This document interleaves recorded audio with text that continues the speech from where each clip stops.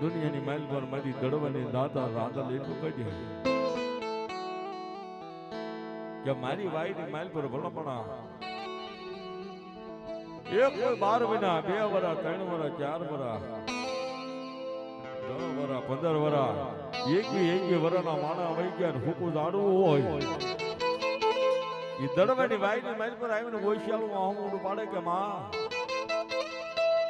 હે માં મારી હવાસેર માટીની મારી રાંધલ મારે ખોટું છે માં